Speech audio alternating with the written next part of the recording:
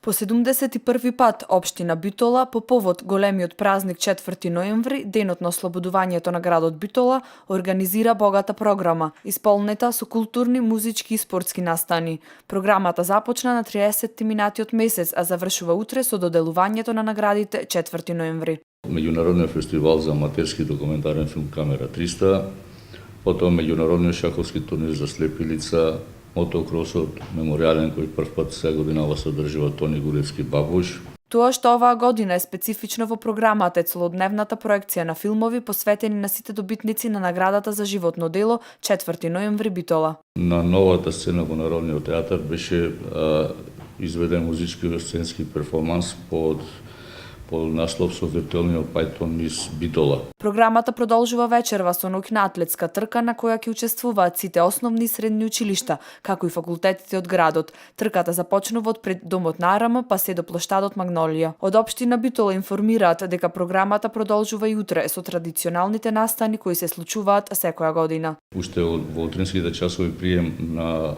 представници од со боречката организација во кабинетот на градоначалникот, потоа заедно полагање на свежи цвеќиња структурите од општина Битола и гостите од странство, кога имаме доделување на наградите 4 ноември и наградата за животно дело 4 ноември.